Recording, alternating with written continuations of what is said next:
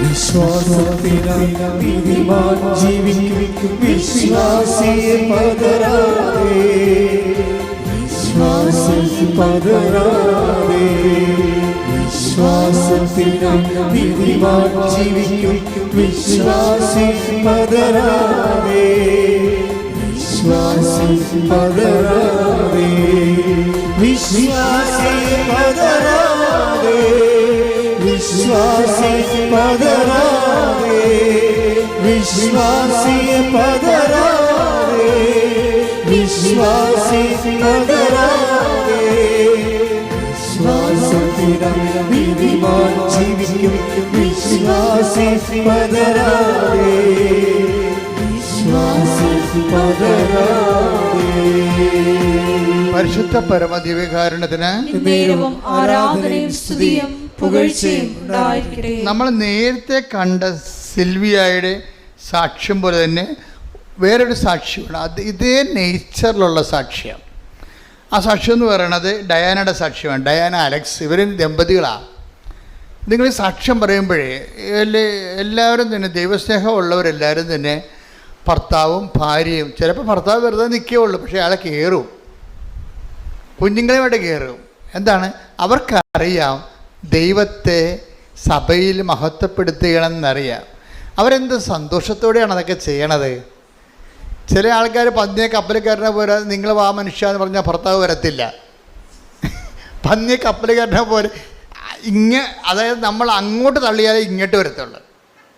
അപ്പം അങ്ങനെ വരത്തില്ല. പക്ഷേ ഇതെന്ന് പറയുന്നത് ഓരോ ഡിഗ്രീസ് ഓഫ് പെർഫെക്ഷൻ എന്ന് പറയും. ചിലർക്കൊക്കെ ഭയങ്കര ദൈവസ്നേഹമാണ്. അവർക്ക് അറിയാം അവർ ദൈവത്തിനെക്കുറിച്ച് ഒരിക്കൽ അനുഭവിച്ചു കഴിഞ്ഞാൽ അതിൻ്റെ രുചി അങ്ങനെ നിൽക്കും. ദൈവം എന്ന് വെച്ചാൽ അത്രയ്ക്ക് സൂപ്പറാണ്. നമ്മളിപ്പോൾ കുരിശ് മരണം, പീഡാനുഭവം എന്നൊക്കെ പറഞ്ഞ് കുരിശിൻ്റെ വഴിയും നടത്തി, ഈ ഒരു ജന്മം മുഴുവൻ കുരിശിൻ്റെ വഴി നടത്തിയാലും ഈ കുരിശ് എടുക്കാനുണ്ടായ സമയത്ത് ഈശോയ്ക്കുണ്ടായിരുന്ന നമ്മോടുള്ള സ്നേഹമില്ലേ, അത് ഒരു 5 മിനിറ്റ് പോലും അനുഭവിക്കാതെ എത്ര ജന്മങ്ങളാണെന്ന പാഴ് ജന്മങ്ങളായി പോണത്. ഇത് ഭയങ്കര ദൈവം വല്ലാത്ത ഒരു പ്രണയത്തിലാണ് ഈ സംഭവം മുഴുവൻ ചെയ്തിരിക്കുന്നത്. അല്ലെങ്കിൽ ഇത് സാങ്കേതികമായിട്ട് ചെയ്ത കാര്യമല്ല.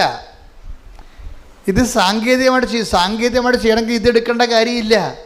ദൈവത്തിൻ്റെ അറിവ് അനുഗ്രഹത്തോടു കൂടി നിൻ്റെ പാപം ക്ഷമിച്ചിരിക്കണമെന്ന് മാത്രം ഒരു വാക്ക് പറഞ്ഞാൽ മതി.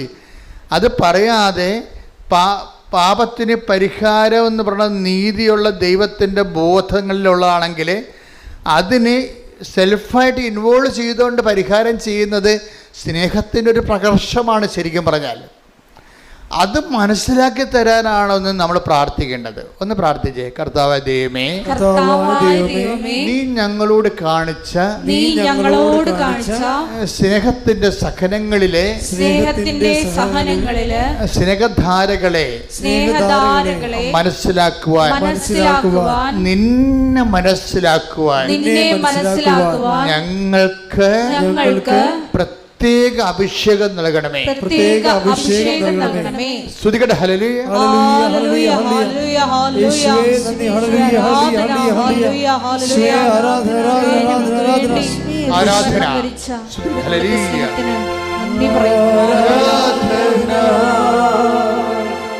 ആരാധന.